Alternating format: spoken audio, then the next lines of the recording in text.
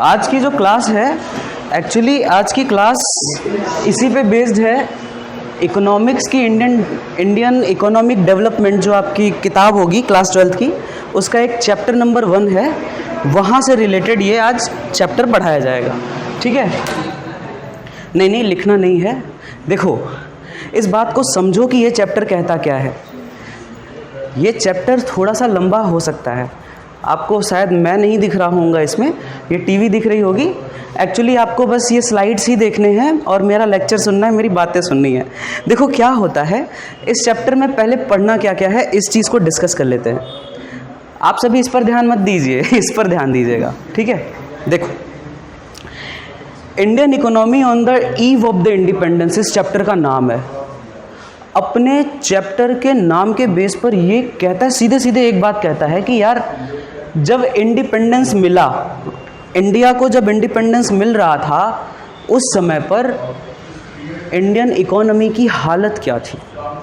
समझ रहे हो ना जी? Very poor. वो तो ठीक है, क्यों थी? देखो, अगर कोई चीज़ इंपॉर्टेंट लग रही है तो सबसे पहला सवाल है कि भैया वो क्यों है। अगर आप क्यों के पीछे का जवाब जान गए तो आपको बहुत से सवाल के जवाब मिल जाएंगे। जैसे एक बात थी कि यार Indian economy on the eve of the independence. सबसे बड़ी बात है कि जब भारत को आज़ादी मिली तो आज़ादी मिलने के साथ साथ ऐसा क्या था जिस पर आज भी एनालिसिस किया जाता है। कुछ तो था ना। ऐसे इतनी ज़्यादा गरीबी क्यों थी उस समय, अनएम्प्लॉयमेंट, इतनी ज़्यादा गरीबी, फेमाइंस, भूखमरी, ड्रॉट्स, सूखा क्यों पड़ रहा था। इस चैप्टर में क्या क्या पढ़ना है वो देखते हैं। मैंने ये चैप्टर उठाया हुआ है संदीप गर्ग की बुक से, सारी चीज़ें फ़ोटो वहीं से खींची हुई हैं क्योंकि कंटेंट्स ज़रूरी है। मैं चाहता तो बना लेता, टाइम लगेगा, बट आप समझिएगा। इस चैप्टर में हमें पढ़ना है Indian economy on the eve of the independence. इसका मतलब सबसे पहले इंट्रोडक्शन कि होता क्या है ये चीज़, ये बातें क्या कह रहा है। दूसरा, लो level of economic development under the colonial rule. आखिर में लो लेवल ऑफ इकोनॉमिक डेवलपमेंट, हमारी इकोनॉमी का डेवलपमेंट तो हुआ। कोई भी चीज़, आप अगर खाली भी घर पे बैठे हुए हो तो क्या आपकी उम्र नहीं बढ़ती? उम्र तो बढ़ती है ना। हमारी इकोनॉमी का डेवलपमेंट तो हुआ, बट बहुत लो लेवल का डेवलपमेंट हुआ। किसके अंडर में? Under colonial rule. Colonial rule का मतलब क्या होता है आगे चैप्टर में समझेंगे। आगे क्या पढ़ना है? Agricultural sector. इंडिया का एग्रीकल्चरल सेक्टर कैसा था। देखो, उसके बाद फॉरेन ट्रेड पढ़ना है। फॉरेन ट्रेड के बाद डेमोग्राफिक कंडीशंस, फिर ऑक्यूपेशनल स्ट्रक्चर।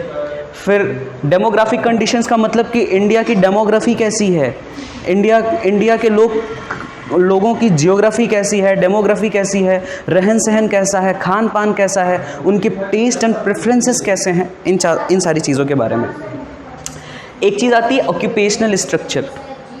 उस समय लोग काम क्या करते थे भाई, आज के जैसे लोग ज़्यादातर काम क्या करते हैं उस पर डिस्कस कर लेंगे। जब भारत को आज़ादी नहीं मिली थी, कॉलोनियल रूल था, ब्रिटिशर्स हमारे पर राज करते थे, तो उस समय लोग ज़्यादातर काम क्या करते थे। इंफ्रास्ट्रक्चर कैसा था। इंफ्रास्ट्रक्चर का मतलब क्या होता है, जिस जगह पे आप रहते हैं वहाँ पे काम करने की क्या क्या परिस्थितियाँ हैं, वहाँ रोड कैसा है, बिल्डिंगें कैसी हैं, ऑफिसेस कैसे हैं, स्कूल्स कैसे हैं, हॉस्पिटल्स कैसे हैं, इन्हीं सारी चीज़। और वहाँ पे किसी भी जगह पे काम करने का इन्वायरमेंट कैसा है, उसको हम क्या कहते हैं? इंफ्रास्ट्रक्चर कहते हैं। आप इतना ज़्यादा मतलब हेवी मूड लेकर के मत बैठिए कि अरे सर वीडियो रिकॉर्ड हो रहा है तो एकदम हैवी मूड। देखो, वीडियो रिकॉर्ड आप ही लोगों के लिए हो रहा है एकदम मस्ती के मिजाज में, लेकिन हाँ पंखा धूकना बंद कर दो भाई, पंखा धूकना बंद कर दो, क्लास में रह जाओ। थोड़ी सी गर्मी तुम भी सह लो, हम भी सह लेते हैं। एसी लगी है घर में? एसी लगी है घर में? तुम्हारे घर में? एक कूलर पंखा यहाँ ले आओ। ठीक है, चलो देखो इंफ्रास्ट्रक्चर कैसा था। ठीक है, आगे देखो क्या कहते हैं, positive contributions of the British rule. अच्छा, ब्रिटिशर्स ने हमारे ऊपर राज किया। ब्रिटिशर्स ने जब हमारे ऊपर राज किया तो क्या सब कुछ गलत ही हुआ? उन्होंने सिर्फ धोखा ही धोखा दिया? उसके कुछ सारे नेगेटिव इम्पैक्ट ही पड़े। देखो, नेगेटिव इम्पैक्ट पड़े थे। जब कॉलोनियल रूल था हमारे यहाँ पे, ब्रिटिशर्स हमारे पर राज कर रहे थे, तो ऑब्वियस सी बात है उन्होंने बहुत लूटा। बहुत ज़्यादा लूटा, इतना लूटा कि तुम सोच नहीं सकते, बहुत लुटाई हुई। लेकिन हर एक चीज़ के, हर एक सिक्के के दो पहलू होते हैं। उसी तरीके से कुछ पॉजिटिव इम्पैक्ट्स भी हुए, कुछ नेगेटिव इम्पैक्ट्स भी हुए। तो नेगेटिव इम्पैक्ट्स की तो बात करेंगे ही, क्योंकि हमारे इकोनॉमी की लो लेवल इकोनॉमिक ग्रोथ था, हमारी इकोनॉमी की हालत ख़राब थी। लेकिन जब इकोनॉमी की हालत ख़राब थी, उसमें भी हमने कुछ अच्छाइयाँ ढूंढ ली कि ये हुआ तो अच्छा हो गया। क्या हो गया, मैं सारी चीज़ें बताऊँगा, वो चीज़ें भी आपको जानने को मिलेंगी जो आपके बुक में नहीं है। Literally you will understand the things also beyond of your books and syllabus also. I will tell you all. Okay, so the second thing is positive contributions of the British rules and state of Indian economy on the eve of the independence. We will discuss about it on the next. Okay, so here is the introduction. That introduction says main objective of this book. अच्छा, ये तो book का objective बता रहा है कि Indian economy कैसी थी। मैं तुम्हें बता देता हूँ। देखो, जब आज़ादी मिली ना, उस समय हमारे देश की हालत बहुत ख़राब थी। हमारे देश में अमीर नहीं थे, जैसे आज अंबानी हैं, अडानी हैं, बहुत ढेर सारे बिलियनर्स हैं हमारे देश में। हमारे देश में ना अमीर लोग ज़्यादा नहीं होते थे। लोअर मिडिल क्लास फैमिली बहुत ज़्यादा होती थी, मिडिल क्लास फैमिली कम होती थी, गरीब बहुत ज़्यादा थे। ठीक है, कहता है सबसे पहले इंडियन इकोनॉमिक डेवलपमेंट का मतलब क्या होता है कि जो आज हम इतना डेवलप्ड खुद को महसूस करते हैं, ये अचानक से तो हुआ नहीं। इसकी शुरुआत कहाँ से हुई? हमें आज़ादी मिली, हम अपने खुद के फैसले लेने शुरू किए। ठीक है शिवम, ठीक है, हमें आज़ादी मिली। अब अगर हमें आज़ादी मिल गई, हमने अपने से डेवलपमेंटल काम शुरू किए, लेकिन हमें ये बात एहसास तो होना चाहिए कि ब्रिटिशर्स ने ऐसा कैसा लूट लिया, इतना कैसे लूट लिया कि हम पहले सोने की चिड़िया कहे जाते थे। अब हमारी हालत ऐसी हो गई कि हम भुखमरी से जूझ रहे हैं। भुखमरी लिटरली हमारे पास थी। इमेजिन करो, एक कमरा है जिसमें 10 लोग हैं, उन 10 लोगों के पास इतना भी खाना नहीं है कि वो 3 से 4 दिन में एक बार खा सकें। मैं 3 से 4 दिन में खाने की बात कर रहा हूँ। इतना ज़्यादा कैसे लूट लिया गया इंडिया को, ये इंट्रोडक्शन बताता है। एक चीज़ है इसमें आपको आगे पढ़ने को मिलेगी, origin of British rule. British rules की शुरुआत कहाँ से हुई? देखो, इस देश की त्रासदी है। इस देश में जितने मूर्ख हैं, उससे ज़्यादा वो लोग हैं जो मूर्खों को मूर्ख नहीं मानते। अब मैं ये बोल रहा हूँ, कुछ लोग ऑफेंड भी हो सकते हैं, मुझे उससे घंटा फ़र्क नहीं पड़ता। जो सच है वो सच है। देखो 1757 में पहली शुरुआत तब हुई जब इंडिया के लोगों को ये लगने लगा कि ब्रिटिशर्स ने हम पर रूल करना शुरू कर दिया है। That was the battle of Plassey. It is not related with your this summary and this syllabus, but it is also the part of this economic system. Got it? 1757 में पहली बार ये अंदाज़ा लगाया गया बैटल ऑफ प्लासी में कि यार अब हमारे हाथ से बंगाल जा रहा है। उस समय प्लासी का युद्ध हुआ था, बंगाल के लिए हुआ था। ब्रिटिशर्स इंडिया में जब आए तो उस समय का टाइम था 1498। 1498 के करीब ब्रिटिशर्स इंडिया में आए, कोच्चि में उतरे। उन्होंने बोला कि हम बिज़नेस करने आए हैं। बिज़नेस करते करते उन्होंने धीरे धीरे राजनीति में, जो इंडिया में राजनीति होती थी ना, उसमें पार्ट लेना शुरू किया। क्यों? स्पेशली इसलिए क्योंकि ब्रिटिशर्स के पास गन्स थी, बंदूकें थी, उनके पास रिसर्च थे, उनके जो लोग थे वो ज़्यादातर युद्ध पे फोकस करते थे। उन्होंने अच्छे अच्छे हथियार बिल्ड करके रखे थे, जो हथियार हमारे पास थे नहीं, वो उनके पास थे। तो जिसके पास पावर होगी ना, उसका हर कोई मदद लेना चाहेगा। इंडिया में लोगों ने मदद लेनी शुरू की। अरे भाई, वो स्टेट कब जाना है। होता तो ये था ना कि एक राजा दूसरे स्टेट को कब्जाने के लिए ब्रिटिशर्स को बुलाता था, इधर आ, इधर आ, बंदूक है तेरे पास? ब्रिटिशर्स बोलते थे हाँ है, मेरी मदद करेगा? ब्रिटिशर्स बोलते मेरे को क्या मिलेगा? राजा बोलता था तेरे को इसकी ज़मींदारी दे दूंगा, पैसा दे दूंगा, ज़मींदारी दे दूंगा, ये दे दूंगा, वो दे दूंगा। जब ये करना शुरू किया तो ब्रिटिशर्स ने ना धीरे धीरे इंडिया के राजाओं के पाले में घुसना शुरू किया, उनके राजनीति में हस्तक्षेप करना शुरू किया। 1757 तक लोगों को पता ही नहीं चला कि ब्रिटिशर्स ने कब राजनीति में हस्तक्षेप करना शुरू किया। और 1757 से लेकर के 1858 100 साल लग गए इस देश के लोगों को ये समझने में कि वो गुलाम हैं। 100 साल, अंदाज़ा लग रहा है? इस देश के लोगों को ये समझने में कि वो गुलाम है, 100 साल लग गए। ऐसे ही ब्रिटिश रूल का ओरिजिन हुआ इंडिया में, और इन्होंने पूरे दुनिया में लगभग शासन किया है, पूरी दुनिया में।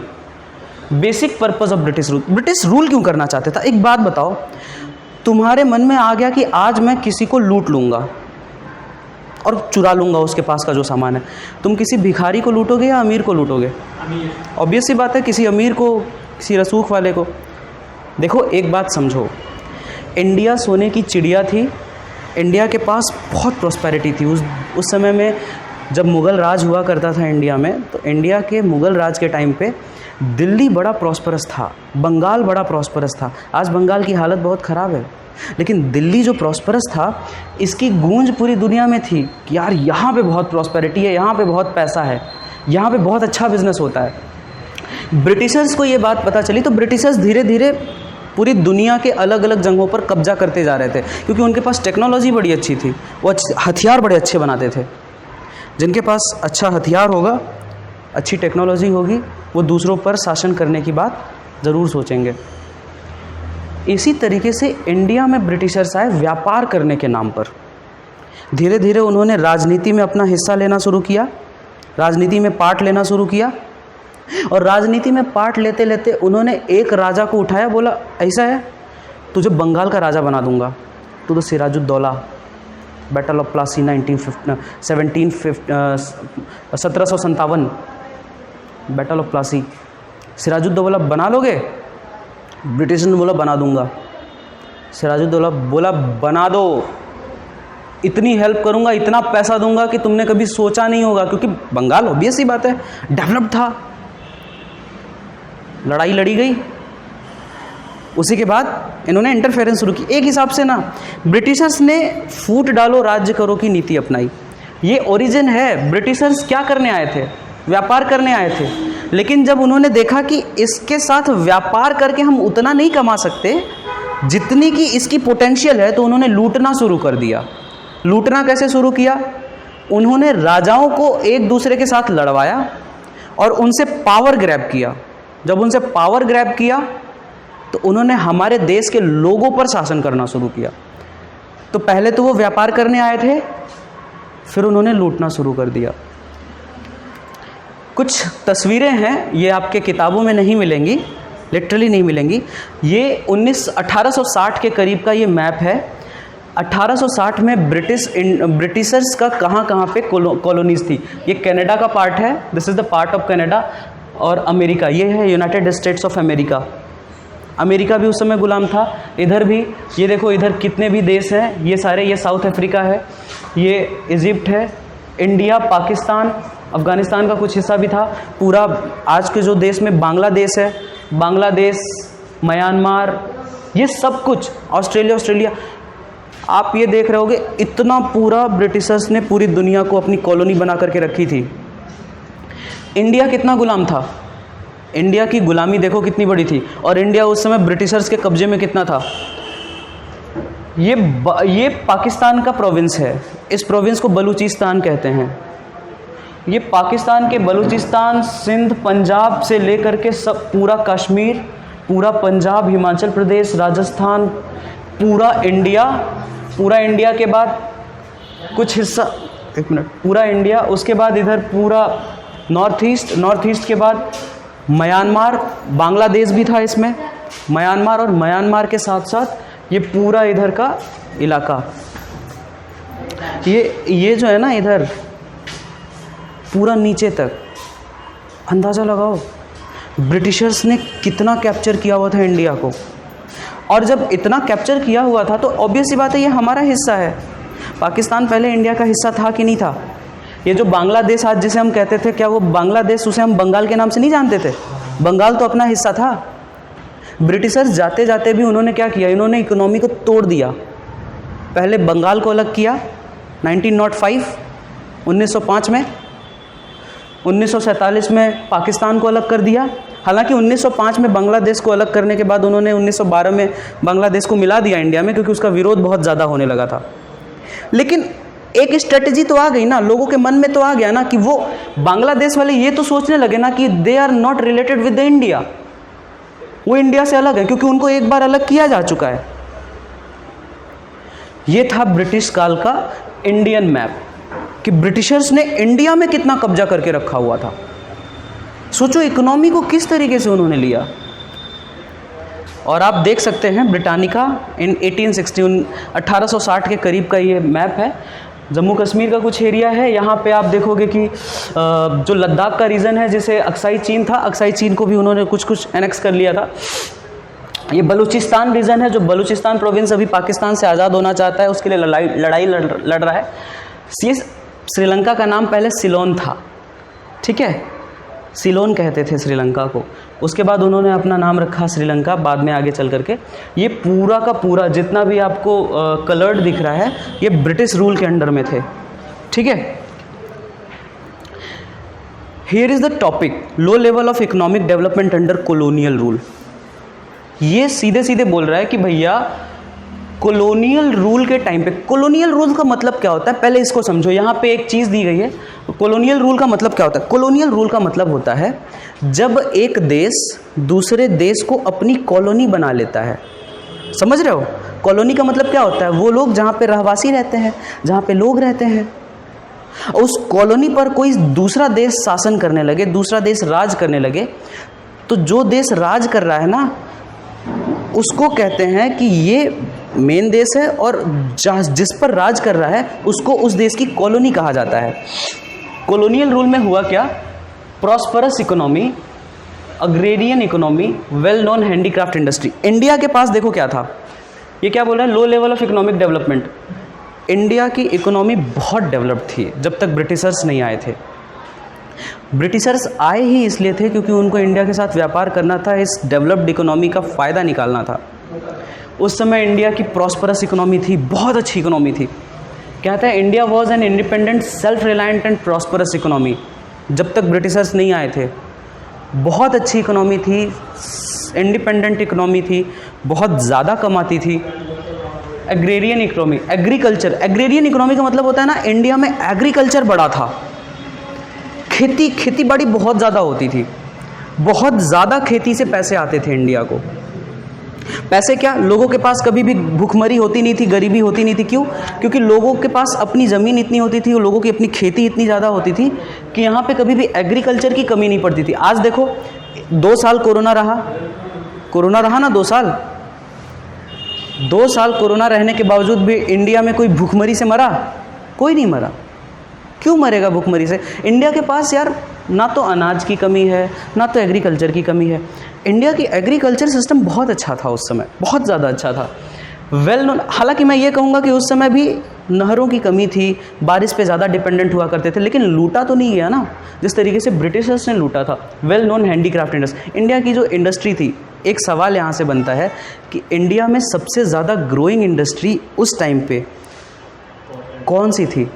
आपको बोलोगे कॉटेज एंड हैंडीक्राफ्ट इंडस्ट्रीज़, ठीक है, cottage and handicraft industries. Textile industries in Bengal के बारे में मैं बताता हूँ। बंगाल में ना अभी भी जूट का उत्पादन सबसे ज़्यादा होता है, पूरी दुनिया में बंगाल जूट का उत्पादन देता है। पाकिस्तान को इंडिया से अलग कर दिया। पाकिस्तान पता है दुनिया को क्या देता है? पाकिस्तान हमारा हिस्सा था, कॉटन सबसे ज़्यादा पाकिस्तान देता है। नमक की पहाड़ी, किरथर पहाड़ियाँ, ये सारी चीज़ें कहाँ चली गई? नमक की पहाड़ी पाकिस्तान में चली गई। समझो इस बात को, ब्रिटिशर्स ने जब इंडिया को तोड़ा, पहले तो लूटने के बाद जब जाने लगे कि चलो ठीक है छोड़ के चले जाते हैं, उन्होंने प्लान बनाया कि इसको ना ज़िंदगी भर के लिए लंगड़ा लूला कर दो। इंडिया को 3-4 हिस्सों से तोड़ दिया, एक पाकिस्तान, एक बांग्लादेश, श्रीलंका को अलग कर ही दिया था, म्यांमार को अलग कर दिया। म्यांमार इंडिया का पार्ट था, don't you know? Myanmar was the part of India, इसको अलग कर दिया गया, ठीक है। शायद 1860 में किया गया था, ये मुझे डेट नहीं याद है, आप एक बार डेट नोटिस कर लीजिएगा। अगला टॉपिक समझते हैं। अगला टॉपिक क्या कहता है? Meaning of colonialism. मैंने आपको बता दिया, एक देश जब किसी दूसरे देश पर राज करता है, उसके देश के रिसोर्सेज को अपनी तरह यूज़ करता है, उसका एक्सट्रैक्शन करता है, तो जिस देश पर राज करता है उसको उसकी कॉलोनी कही जाती है। जैसे मैं मान लो इंडिया हूँ, अभी श्रीलंका की हालत बड़ी ख़राब है, और श्रीलंका की हालत जब ख़राब है तो मैंने अगर श्रीलंका को एनेक्स कर लिया, कैप्चर करवा लिया, भेज दी अपनी पूरी आर्मी, और आर्मी भेजने के बाद मैंने बोला मार डालो, अगर तुम्हारे सामने कोई है मार डालो, धारा 144 जैसे इंडिया में लगती है उसी तरीके से वहाँ लगाओ। अगर कोई लड़ जाए कि ये तो हमारा श्रीलंका है, तुम कैसे आ गए, सीधा मार डालो, एनेक्स करो, और एनेक्स करने के बाद बोलो कि ये this now the Sri Lanka will be the part of the India. और ऐसा हो जाए तो श्रीलंका हमारी यानी कि इंडिया की कॉलोनी बन जाएगा। बात समझ में आ रही है? ब्रिटिशर्स ने क्या किया? ब्रिटिशर्स ने इंडिया को क्या बनाया? कॉलोनी बनाया। तो आपसे कोई पूछे कि कॉलोनियलिज्म क्या होता है, तो आप क्या बताओगे? जब एक देश दूसरे देश पर कब्जा करता है, उसके देश की इकोनॉमी को एनेक्स कर लेता है, उसके देश की राजनीति को एनेक्स कर लेता है, अपने डिसीजंस को अपने उस देश पर थोपता है, तो उस जो देश पर ये सब किया जा रहा है उसे कॉलोनी कहती है। इसी चीज़ को, इसी प्रोसेस को कॉलोनियलिज्म कहते हैं। ठीक है, अगला समझो, low level of national income as per capita income. देखो क्या है ना, ब्रिटिशर्स यहाँ पे आए थे व्यापार करने, डायरेक्ट आप किसी से लड़ नहीं सकते। अगर एक बात बताओ, तुमको कोई अमीर आदमी दिख रहा है, परिवार बहुत बड़ा है उसका, अब तुमको उसके घर पे कब्जा करना है तो तुम क्या करोगे? डायरेक्ट जा कर के तलवार लेके लड़ोगे? नहीं लड़ सकते। क्या करोगे? मैं बताता हूँ, हालांकि ये बताना नहीं चाहिए, एक टीचर का काम नहीं होता है ये बताना, बट मैं बताता हूँ। उसके घर में झगड़ा करवा दो। उसके घर में क्या करोगे? झगड़ा करवाओगे। उसके बाबूजी को बोलोगे कि देखो तुम्हारी बेटी कहीं और घूम रही थी। उसके बेटे को बोलोगे कि यार देखो कुछ तो गड़बड़ है। जब घर में झगड़ा शुरू होगा तो वो बटेंगे, और जब बटेंगे तब उनको हराना ज़्यादा आसान होगा। अब आप कहोगे कि सर आप ये क्यों बता रहे हो? क्योंकि ये हो चुका है, इंडिया में हो चुका है। ब्रिटिशर्स ने यही किया, डिवाइड एंड रूल। उन्होंने पहले बांटा, देन रूल किया। क्यों रूल किया? रूल इसलिए किया ताकि इंडिया की जो प्रॉस्पेरिटी है, इंडिया का जो बिज़नेस मॉडल है, इंडिया में जो रिसोर्सेज हैं, चाहे वो नेचुरल रिसोर्सेज हो चाहे वो मैन मेड रिसोर्सेज हो, उन सारे रिसोर्सेज का इस्तेमाल किया जा सके बिना रोक टोक के। कहता है however no sincere attempt was made by the British government to eliminate India's national income and per capita income। In Britishers government के द्वारा कोई काम नहीं किया गया, कोई सिंसियर काम नहीं किया गया जिससे इंडिया की इकोनॉमी बिल्ड हो सके, इंडिया की इकोनॉमी अच्छी हो सके। समझ रहे हो? इनके द्वारा तो एक ऐसा काम किया गया ना, इंडिया क्या था, एक्सपोर्ट करता था सामान पूरी दुनिया को। इंडिया में सामान बनते थे, हैंडीक्राफ्ट्स बनते थे, कॉटन बनता था, कॉटन का कपड़ा बनता था। दुनिया में कॉटन का कपड़ा बड़ा फेमस हो गया इंडिया में। ठीक है, इंडिया का कॉटन का कपड़ा, इंडिया में जो भी चीज़ें बनती थी उसको इंडिया वाले ले जाते थे, दूसरे जगहों पे बेच देते थे दूसरे देशों में। अब यही बिजनेस मॉडल इंडिया का बड़ा फेमस था। इस बिजनेस मॉडल के फेमस होने की वजह से पूरी दुनिया अट्रैक्टिव होती थी कि इंडिया में चलो व्यापार करना है जी। अब जब इंडिया में चलो व्यापार करना है तो ब्रिटिशर्स भी इसी मामले में आए। ब्रिटिशर्स को दिखा कि हम इनके साथ व्यापार करके उतना पैसा नहीं कमा सकते जितना इनको लूट करके कमा सकते हैं।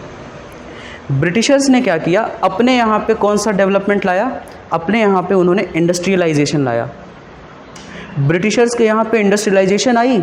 ब्रिटिशर्स जैसे ही एनेक्स कर चुके थे इंडिया को, इंडिया पे उनका शासन हो चुका था, ब्रिटिशर्स ने पता क्या किया, उन्होंने बोला कि क्या करते हो जी? तो इंडिया वालों ने बोला जी हम तो एक्सपोर्ट करते हैं इसीलिए इतना कमाते हैं। ब्रिटिशर्स ने बोला अब तुम कहीं और एक्सपोर्ट नहीं करोगे, तुम्हारा 50%, समझ रहे हो, 50% एक्सपोर्ट सिर्फ और सिर्फ ब्रिटेन में होगा। और एक्सपोर्ट भी क्या करोगे? बना हुआ माल एक्सपोर्ट नहीं करोगे, कच्चा माल, रॉ मटेरियल एक्सपोर्ट करोगे। समझ रहे हो? रॉ मटेरियल एक्सपोर्ट करवा रहा है। अब वो रॉ मटेरियल से फिनिश्ड गुड कहाँ बनवाएगा? लंदन में बनवाएगा। लंदन में बनवाएगा और लंदन का सारा सामान ले आकर के इंडिया को छेप देता था, इंडिया में बेच देता था। समझ रहे हो? इंडिया में जैसे इसने बेचा सामान, इसने बोला यार बड़ी गड़बड़ हो गई। क्या ये सिंसियर अटेम्प्ट था हमारी इकोनॉमी को ग्रो कराने का? हमारी इकोनॉमी को इसने एक्चुअली ना क्या कर दिया, बैन कर दिया कि आप एक्सपोर्ट नहीं कर सकते, रॉ मटेरियल एक्सपोर्ट करो और सिर्फ इंग्लैंड को एक्सपोर्ट करो। और इंग्लैंड के अलावा एक दो देश होते थे जैसे म्यांमार हो गया, चाइना हो गया, इन देशों को आप एक्सपोर्ट कर सकते हो, वो भी रॉ मटेरियल, फिनिश्ड गुड्स नहीं। फिनिश्ड गुड्स अगर आप करोगे तो ज़्यादा पैसे मिलेंगे, और वो फिनिश्ड गुड्स ला करके इंडिया में बेचता था। इससे एक चीज़ हुई जिसका नाम याद रखना, इसे कहते हैं ड्रेन ऑफ वेल्थ। समझ रहे हो? ड्रेन ऑफ वेल्थ का क्या मतलब होता है? जब एक जगह की प्रॉस्पेरिटी, एक जगह का वेल्थ दूसरे जगह चला जाता है, यहाँ पे इस वेल्थ की डेवलपमेंट यहाँ पे होनी थी, ये वेल्थ दूसरे जगह जा कर के हो रही है डेवलपमेंट, इसे हम ड्रेन ऑफ वेल्थ कहते हैं। आगे आएगा, चलो। Some individual attempts were made by the experts like दादा भाई नेहरूजी। दादा भाई नेहरूजी यहाँ पे लिखा नहीं हुआ है, मैं तुम्हें बता देता हूँ।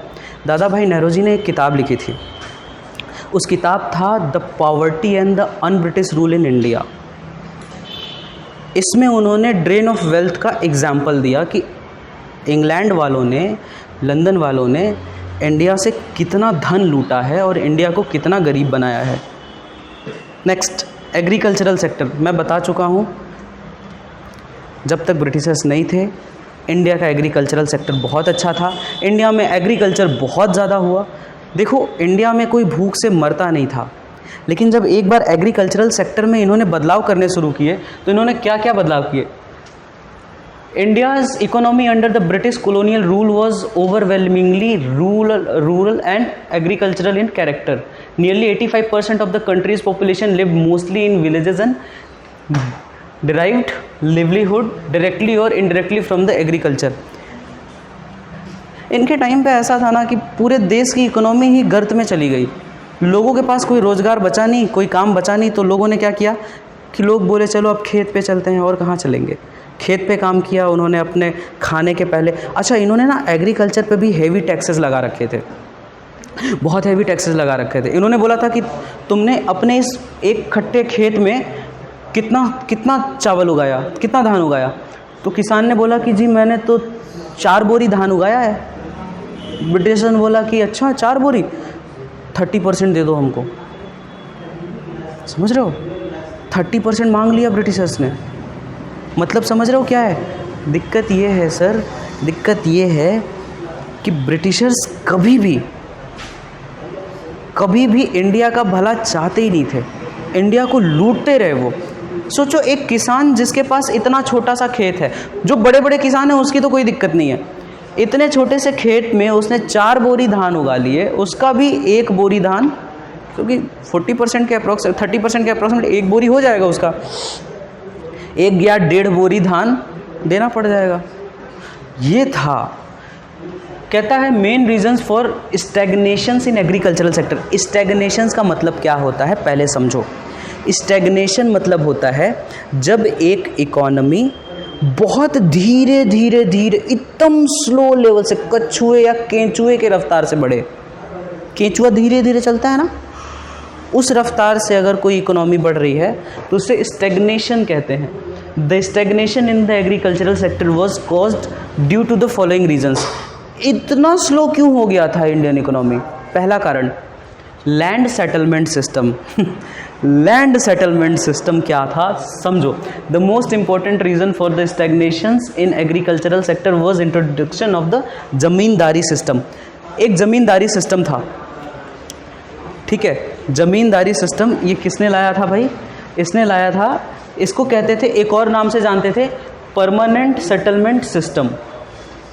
जमींदारी सिस्टम का मतलब है परमानेंट सेटलमेंट सिस्टम, और इस परमानेंट सिस्टम को 1793 में लाया गया। इसमें पता है क्या कहा गया? अच्छा, ये चीज़ें जो लिखी हुई हैं, ये किताबों में लिखी हुई हैं, ये सब पढ़ लेना, इसलिए मैं बस धीरे धीरे पढ़ा करके आगे निकल रहा हूँ। जमींदारी सिस्टम में एक सिस्टम होता था, उसमें क्या कहते थे, अंग्रेज़ लोग आए, अंग्रेज़ लोगों ने बोला हम डायरेक्ट किसानों से कर नहीं वसूलेंगे। कर का मतलब टैक्स। यहाँ पे उसके लिए एक वर्ड यूज़ किया गया है, द वर्ड वॉज लगान।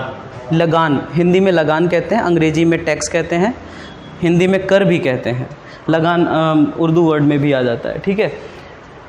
हुआ क्या, 1793 में ब्रिटिशर्स ने एक रूल लाया, ज़मींदार रखे उन्होंने बोला आप ज़मींदार हैं, ज़मींदार मतलब गांव का बड़ा व्यक्ति जिसके पास ज़्यादा ज़मीन हो, तो वो बोलता था जी हाँ हम तो हैं ज़मींदार।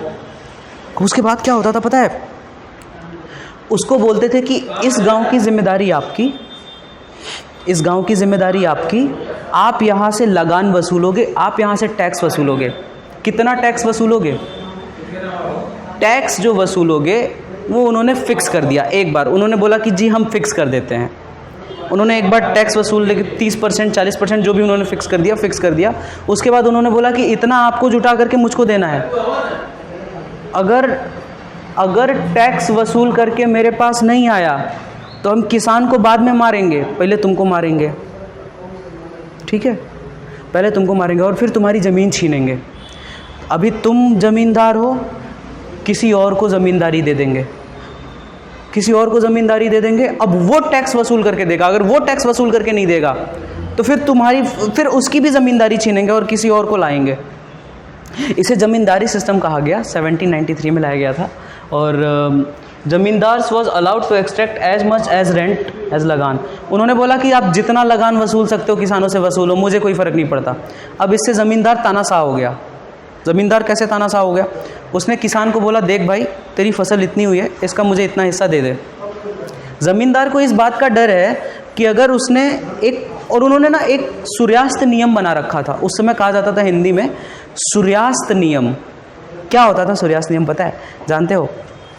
अंग्रेज़ों ने बोला था कि देखो एक डेट पर्टिकुलरली हम फिक्स कर दे रहे हैं, इस डेट को ज़मींदार लोग अपना जो टैक्स कलेक्शन है टैक्स कलेक्ट करके लाओ। टैक्स मतलब क्या होता था, जो किसानों से जिन्होंने वो बोया है ना उसको उठा करके उसका एक पार्ट कलेक्ट कर करके ले जा करके ब्रिटिशर्स को देना।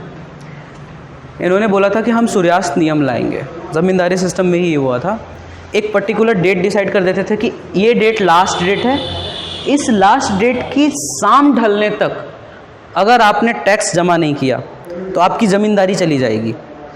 अब तुम अपनी ज़मींदारी खोना तो नहीं चाहते ना, तुम्हारी ज़मींदारी खोना नहीं चाहते तो तुम क्या करते? वो जाता किसानों को पकड़ पकड़ के मारना शुरू कर देता, टैक्स निकाल, जल्दी टैक्स निकाल। उसके घर में 2 बोरी रखा हुआ है चावल, 1 बोरी चावल उठा करके ले गया। मरो साले तुमको कोई दिक्कत नहीं है, तुम मर भी जाओगे खाए बिना, हमको दिक्कत नहीं, मेरी ज़मींदारी नहीं जानी चाहिए। ये नियम था ये ज़मींदारी सिस्टम में, और इसके वजह से बड़ा नुकसान हुआ हमारे इंडिया का, समझ रहे हो? स्पेशली उसका नुकसान ज़्यादा हो गया जिसके पास खेत या ज़मीनें कम थी। ज़मींदार क्या करते थे, ज़मींदार एक बड़ी सी ज़मीन की मालिक हो जाते थे, ठीक, उस पर लोगों को, किसानों को क्या कहते थे कि तुम खेती करो, 1-1 कट्ठा खेत दे दिया, खेती करो। अब इस खेती करने के बाद तुम्हें वसूलना है लगान, उसका अधियारा भी चला जाता, 10/11 टैक्स में चला जाता। जितना लगान वसूले, देखो इनका कहना था तुम जितना वसूल सकते हो वसूल के लाओ टैक्स। इन्होंने जितना भी वसूला उसका 11 हिस्सा करते थे और 10 हिस्सा ब्रिटिशर्स को देते थे, 1 हिस्सा अपने पास रखते थे। बात समझ में आ रही है? मान लो इन्होंने 2 टन अनाज वसूला फॉर द टैक्स, इस 2 टन का 10/11 ब्रिटिशर्स को चला जाता था, 1/11 अपने पास रख लेते थे। तो ये सिस्टम बड़ा ख़राब सिस्टम था। यहीं पे सूर्यास्त नियम लागू हुआ था 1793। आगे कहता है communalisation of agricultural, sorry commercialisation. देखो एग्रीकल्चर का ना, इंडिया में जो एग्रीकल्चर था वो कैसा था, इंडिया में एग्रीकल्चर लोग अपना पेट पालने के लिए करते थे। कोई चावल उगा रहा है, कोई आलू उगा रहा है, कोई साग सब्जियां उगा रहा है, मिर्चें उगा रहा है, तो लोग ना अपना पेट पालने के लिए इंडिया में एग्रीकल्चर करते थे। क्योंकि इंडिया की जो डेमोग्राफी थी वो वैसी ही थी, जिसमें लोग सबसे पहले तो अपने फैमिली को देखते थे कि हमारे फैमिली का पहले पेट तो भरा रहे, उसके बाद, क्योंकि ब्रिटिशर्स ने हमें इतना लूटा कि हमारे पास जॉब करने के लिए कुछ रह नहीं गया। हमारे इंफ्रास्ट्रक्चर पर उन्होंने कोई खर्चा नहीं किया, सिंचाई के कोई साधन नहीं दिए, उन्होंने कंपनी नहीं खोलने दी, कोई कंपनी नहीं खोलने दी। वो तो टाटा जी थे तो उन्होंने टिस्को खोल ली, ठीक है, 2-3 कंपनियां खोली। लेकिन आप सोचो जहाँ पे आज आपको कंपनी खोलना हो, विद इन द सेकेंड्स हमारी इंडियन गवर्नमेंट कहती है 48 घंटे के अंदर अंदर तुम्हारी कंपनी का रजिस्ट्रेशन करके तुम्हारे हाथ में दे देंगे, चलाओ अपनी कंपनी। उस समय में तुम कंपनी खोल ही नहीं सकते थे। कंपनी खोलना है, हैवी टैक्सेस डाल दिए, हैवी ड्यूटी डाल दिए। एक्सपोर्ट्स में आपको बोल दिया कि आप एक्सपोर्ट नहीं कर सकते। मैंने बोला ना, ब्रिटिशर्स ने बोला था कि आप अपना 50% एक्सपोर्ट, वो भी रॉ मटेरियल करोगे ब्रिटेन को, कहीं और नहीं कर सकते। समझ रहे हो? तो कमर्शियलाइजेशन, इन्होंने एग्रीकल्चर को क्या किया, एग्रीकल्चर उस समय पेट भरने वाला होता था। इन्होंने बोला यार एक काम करो, हमें ना कपास की ज़रूरत है। कपास क्यों? क्योंकि कॉटन के कपड़े बनाने थे और कपास की ज़रूरत लगती थी। जब कपास की ज़रूरत, जो व्यक्ति अपना धान बो रहा है उसको बोला सुन, तू धान नहीं बोएगा, तू कितना धान बोएगा, इतनी बड़ी खेत है, इस खेत में से ना इतना हिस्सा तू धान बोले, इतने हिस्से में तुझे कपास ही बोना है, खरीदेंगे हम, ब्रिटेन में जाएगा, ठीक है? क्योंकि ये तो रॉ मटेरियल हुआ ना। नील बोआ, नील की खेती के बारे में आपने सुना होगा, चंपारण आंदोलन। इन्होंने बोला नील बो दो। अब नील का पौधा ऐसा होता था ना कि जिस भी खेत में जब नील की खेती कराने की बारी आई तो ब्रिटिशर्स ने बोला कि नील की खेती करो। कुछ लोगों ने शुरुआत में नील की खेती करी, उनका खेत सूखा पड़ गया। उनका खेत इसलिए सूख गया क्योंकि जो नील का पौधा होता है वो किसी भी खेत की, किसी भी ज़मीन का जो पूरा एसेंस होता है वो चूस लेता है, वो ख़त्म कर देता है उस खेत को। फिर उसके लिए दोबारा जब ज़मीन में आप कोई सामान बोओगे, कोई भी पौधा बोओगे, तो उसके लिए आपको फर्टिलाइज़र्स की ज़रूरत पड़ेगी। ब्रिटिशर्स ने फर्टिलाइज़र्स दिए नहीं। जिन्होंने पहली बार बोया था उन्होंने बोला अब हम ज़िंदगी में दोबारा नील नहीं बोएंगे। ब्रिटिशर्स ने बोला बाबू सुनो, बोना तो पड़ेगा। लोग बोले हम नहीं बोएंगे। ब्रिटिशर्स ने रूल ला दिया। रूल क्या लाया? 3 कठिया प्रणाली। 3 कठिया प्रणाली, 3 कठिया का मतलब है कि आपको 3 कट्ठा, जैसे आज हम आरी कहते हैं, आज हम एकड़ कहते हैं, उसी तरीके से 3 कट्ठा होता था। आप मेड़ बने हुए देखे होंगे ना खेतों में, उसमें से 1 कट्ठा उसको कहते हैं। 3 कट्ठा किसी भी व्यक्ति को अपने खेत में नील की खेती करनी ही पड़ेगी। उन्होंने रूल ला दिया। इन्होंने एग्रीकल्चर का कमर्शियलाइजेशन कर दिया। अब कमर्शियलाइजेशन कर दिया तो जो व्यक्ति धान बोता था, जो गेहूँ बोता था, खाने के लिए बोता था, अब उसको कमर्शियल चीज़ें बोनी पड़ी। कमर्शियल चीज़ें किस पर काम करती हैं? आपको एक रूल याद होगा डिमांड एंड सप्लाई का। जहाँ पे डिमांड होगी वहीं पे सप्लाई की जा सकती है। इंटरनेशनल मार्केट में जब तक नील की डिमांड रही तब तक तो लोगों का फ़ायदा होता रहा, थोड़ा थोड़ा फ़ायदा होता रहा, कुछ कुछ फ़ायदा हो जाता था। लेकिन जैसे ही आर्टिफिशियल नील आया मार्केट में, पता है जिन्होंने इंडिया में नील की खेती की थी ना, रातों रात बर्बाद हो गए। सीधी सीधी बात, क्योंकि उनकी नील कोई ख़रीदने वाला मार्केट में मिला ही नहीं। और जैसे उनकी नील ख़रीदने वाला मिला नहीं, उनका माल बिका नहीं, उनका खेत भी ख़राब हो गया। ब्रिटिशर्स फर्टिलाइज़र्स नहीं दे रहे इनको। गाय के गोबर से कितना तुम बोलो, गाय का गोबर भी काम करेगा तो बहुत धीरे धीरे जो हमारे अपने जो ये हैं फर्टिलाइज़र्स है वो धीरे धीरे काम करते हैं, अचानक से काम करते नहीं हैं। ये था हालत, ब्रिटिशर्स ने ये हालत कर दी। ये देखो यहाँ पे क्या लिखा हुआ है, by offering high prices. Britishers ने बोला जी मैं हाई प्राइसेस दूंगा। द इंडियन पीजेंट्स का मतलब होता है किसान, were attracted to production of the commercial crops instead of food crops. किसानों को कहा कि यार फूड क्रॉप क्या बो रहे हो तुम ये करो, तुम नील बो, तुम कॉटन बो, तुम ड्रैगन फ्रूट बो दो। आलू खाते हो जी? यस। आलू हमारे पास था नहीं पहले से, पता है कि नहीं?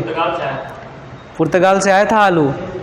मिर्ची पुर्तगाल से आई थी, सुरती भी पुर्तगाल से आई थी। तो ये जो लोग भी सुरती खाते हैं मैं उनको एक ही चीज़ बोलूँगा, पुर्तगाल का शुक्रिया अदा किया कीजिए आप लोग। आप लोगों में से कोई खाता नहीं है ना? पीछे बैठा है। अच्छा चलो ठीक है। एग्रीकल्चरल का सुनो, इधर देखो, एग्रीकल्चर का हाल क्या हुआ? एग्रीकल्चर का हाल हुआ लो लेवल ऑफ प्रोडक्शन बड़ा लो हो गया। क्यों? सिंचाई की कोई व्यवस्था नहीं थी। समझ रहे हो? ब्रिटिशर्स ने सिंचाई की कोई व्यवस्था नहीं की, कोई कुएं नहीं खुदवाए, कोई नहरें नहीं बनवाई। दूसरी बात, इनको बोला कि आप एग्रीकल्चरल जो फूड ग्रेन्स उगाते हो, फूड ग्रेन्स के बदले आप कमर्शियल ग्रेन्स उगाओ जो कमर्शियल होंगे। तीसरी बात, फर्टिलाइज़र्स बाहर से इनको देते नहीं थे, कोई मदद नहीं। आप खेती कर रहे हो, कोई फर्टिलाइज़र्स नहीं मिलेंगे। बारिश अच्छी हुई तो ठीक, बारिश ख़राब हुई तो तुमको मारेंगे, तुमसे वसूलेंगे, तुम्हारा घर बेचेंगे, तुम्हारी ज़मीनें बेचेंगे, लगान तो वसूलेंगे। ये था ब्रिटिशर्स का। तो ये क्या हो गया, लो लेवल ऑफ प्रोडक्टिविटी, प्रोडक्टिविटी ख़त्म, कोई काम ही नहीं किया इन्होंने। आगे क्या कहते हैं, स्कार्सिटी ऑफ इन्वेस्टमेंट्स, इन्वेस्टमेंट्स था ही नहीं। इन्वेस्टमेंट्स का मतलब क्या है, नहरें बनवाना, कुएँ खुदवाना, ये सारी चीज़, फर्टिलाइज़र्स अवेलेबल कराना, खेतों की पूरी की रिसर्च करवाना। भाई आप एक बात बताओ, यहाँ का किसी भी खेत में जो भी व्यक्ति खेती करता है, कभी भी किसी भी व्यक्ति ने अपने खेत की मिट्टी को उठा करके किसी भी प्रयोगशाला में दिया?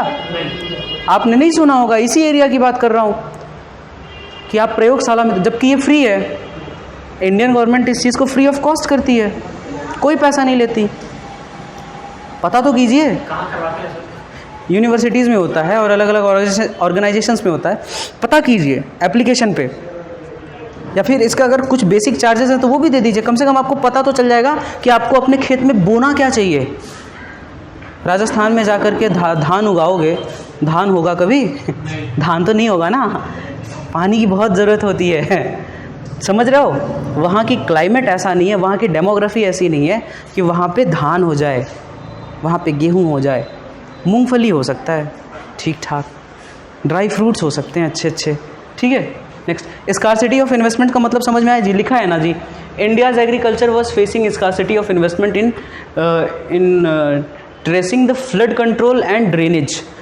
कभी इंडिया में बाढ़ आ गई, उसके वजह से फसल नुकसान हो गया, सूखा पड़ गया, उसके वजह से फसल नुकसान हो गया, बारिश नहीं हुई तो नुकसान, ज़्यादा बारिश हो गई तो नुकसान, नहरें हैं नहीं, फर्टिलाइज़र्स ये अवेलेबल करा नहीं रहे हैं, ये बोल रहे हैं कि आप फूड ग्रेन्स मत उगाओ, कमर्शियल ग्रेन्स उगाओ। इसके वजह से क्या होगा, लो लेवल ऑफ प्रोडक्टिविटी होगी और स्कार्सिटी ऑफ इन्वेस्टमेंट होगा। Next, adverse effect of partition. मैंने बता दिया पार्टीशन का एडवर्स इफेक्ट हुआ। जब इंडिया को आज़ादी मिली 1947 में, तो ब्रिटिशर्स ने ना इंडिया को बांट दिया। इंडिया को कैसे बांटा मैं बता रहा हूँ।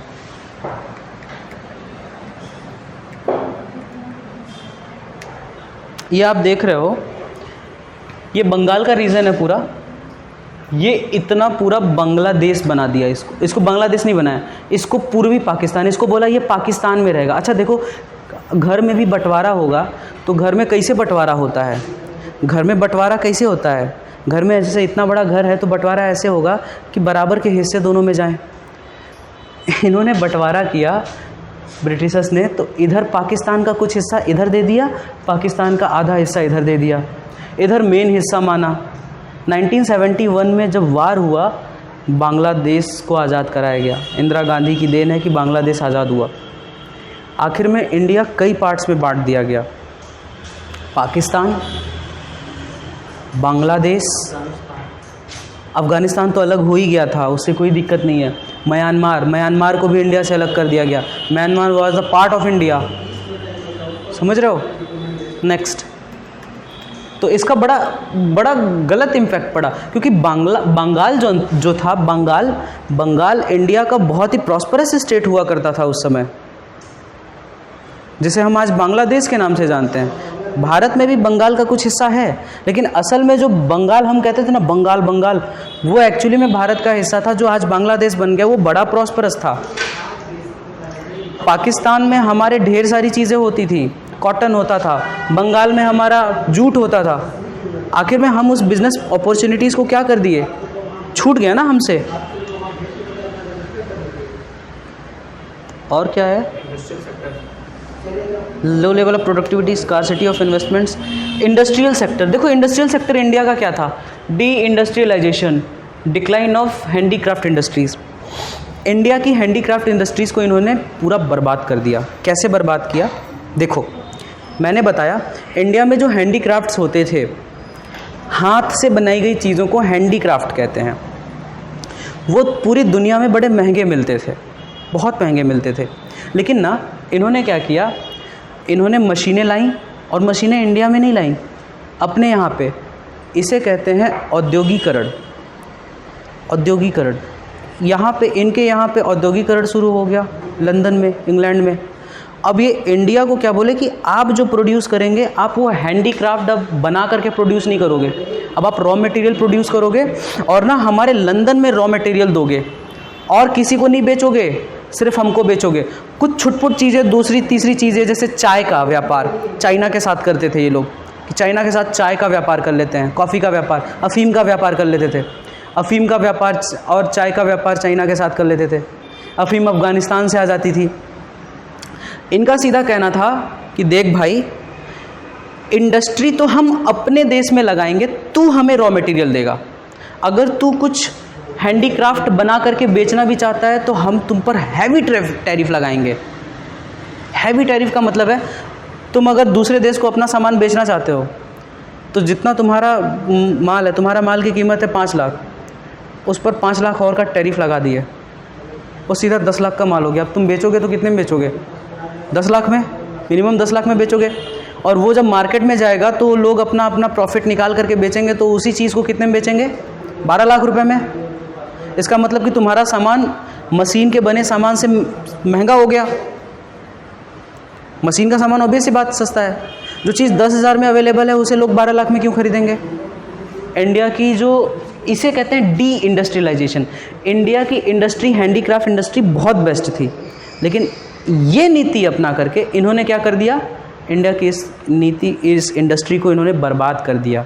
इसको कहते हैं डी इंडस्ट्रियलाइजेशन, बर्बाद कर दिया इन्होंने। आगे देखो, adverse effect of decline of handicraft industries. जब हमारी हैंडीक्राफ्ट इंडस्ट्री बर्बाद हुई ना, तो क्या क्या चीज़ें हुई समझो। एक काम हो गया, हाई लेवल ऑफ अनएम्प्लॉयमेंट। हमारे यहाँ पे बहुत ज़्यादा बेरोज़गारी आ गई। भैया जो छोटा छोटा काम करता था, जो छोटी छोटी चीज़ों में जिसका रोज़गार था, अब उसका काम उससे छीन लोगे तो वो क्या हो जाएगा? बेरोज़गार हो जाएगा। जब हैंडीक्राफ्ट इंडस्ट्रीज़ इंडिया की बर्बाद हुई तो हमारे यहाँ पे क्या आ गई? बेरोज़गारी आ गई। अगली चीज़ क्या आ गई? Lack of capital goods. Capital goods का मतलब होता है ऐसे सामान जो मशीनों में काम आता है, ऐसे सामान जिनसे मशीनें बनाई जा सकती हैं, प्रोडक्शन वाली चीज़ें। ये बताओ, ये जो ये मशीन है, क्या कहते हैं कि जेसीबी कैसी मशीन है? कैपिटल गुड है या फिर कंजम्पशन गुड है? कंजम्पशन कैसे है? वो कैपिटल है। जेसीबी मशीन कोई इसलिए नहीं खरीदता कि हम उसको घर में रखेंगे और उसका मज़ा लेंगे। जेसीबी मशीन लोग इसलिए खरीदते हैं ताकि हम उसको अपने बिजनेस में लगाएं, इसको और कहीं लगाएं और उससे पैसा कमाएं। जिस भी मशीनों से, देखो ध्यान से समझो, जिन मशीनों से पैसा कमाया जा सकता है लगा करके, उन मशीनों को हम कैपिटल गुड्स कहते हैं। समझ में आ रही है? तो इंडिया में ऐसी इंडस्ट्रीज़ बनाई ही नहीं इन्होंने, ना बनाई ना इन्होंने बनाने दी। Low contribution of gross domestic product, GDP के बारे में पता है ना? What is the meaning of GDP Shashank? अरे तो मीनिंग पूछ रहा हूँ मैं।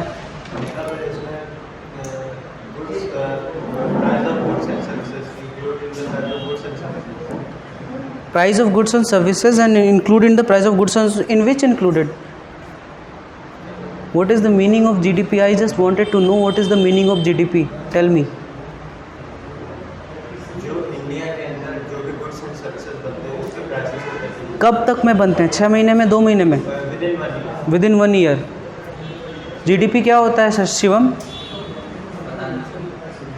पहले तो ठीक से बैठो यार, ये बैठने का तरीका ठीक नहीं है। अंकित, GDP क्या होता है?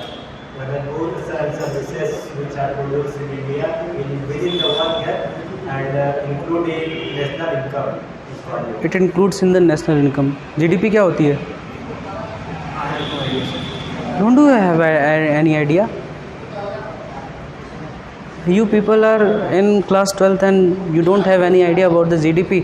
अंकित ने सही बोला, शशांक ने सही बोला। अरे तुम ये भी तो बोल सकते थे। GDP का सीधा सीधा मतलब है किसी देश में एक साल के अंदर अंदर गुड्स एंड सर्विसेज जितनी प्रोड्यूस की गई हैं उनकी कीमत GDP कहलाती है। जितनी प्रोड्यूस की गई हैं उनको GDP कहते हैं, ग्रॉस डोमेस्टिक प्रोडक्ट। प्रोडक्ट का मतलब ही होता है इसमें प्रोडक्ट एंड सर्विसेज मिले हुए होते हैं। बात समझ में आ गई? क्या कहता है? Low contribution of gross domestic product, GDP का बहुत लो कंट्रीब्यूशन था। अब ये ब्रिटिशर्स तो हमारे को बर्बाद करने में लगे हुए थे, तो ऑब्वियस सी बात है लो कंट्रीब्यूशन ही होगा ना, कि कंट्रीब्यूशन ज़्यादा होगा, लो कंट्रीब्यूशन होगा। Limited role of public sector, public sector का बड़ा लिमिटेड रोल था उस टाइम पे। देखो, the limited area of operation of the public sector was also a significant reason for the drawback of the industrial sector.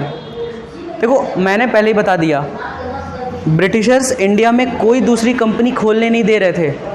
वो एक के बाद एक नए नए रूल्स इम्पोज किए जा रहे थे, नए नए प्रोहिबिशंस डाल रहे थे। कोई व्यक्ति अपनी कंपनी खोलना चाहता था तो उसके ऊपर इतने प्रोहिबिशंस, इतने ज़्यादा रूल्स एंड रेगुलेशंस कि वो बंदा खोल ही नहीं पाया। ब्रिटिशर्स ने खुद भी कुछ नहीं करना चाहा, वो सिर्फ लूटने आए थे। उन्होंने कोई भी काम पब्लिक सेक्टर से रिलेटेड नहीं किया। ना उन्होंने अच्छे हॉस्पिटल खोले, ना उन्होंने अच्छे कॉलेजेस खोले, ना उन्होंने अच्छे इंफ्रास्ट्रक्चर बिल्ड किया, ना उन्होंने अच्छी कंपनीज़ खोली, ना उन्होंने पब्लिक सेक्टर में कंपनीज़ खोली, कुछ नहीं। ना उन्होंने प्राइवेट सेक्टर में कुछ एक आध दो खोली, जैसे टिस्को खोला, Tata iron and steel company. देखो, एक चीज़ है industrial sector during the British rule, मैं डायरेक्टली समझाऊंगा, टाइम बहुत कम है। क्या कहता है? Industrial sector in the British rule. British rule के टाइम पे इंडस्ट्रियल सेक्टर कैसा था? शिवम थोड़ा सा, ठीक है। Deindustrialisation, declining of the handicraft industries. मैंने बता दिया, ब्रिटिश रूल के टाइम पे हैंडीक्राफ्ट इंडस्ट्रीज जो थी उनका डी इंडस्ट्रियलाइजेशन हो गया, वो कम हो गई, उनका नुकसान हुआ, उनको नुकसान किया गया।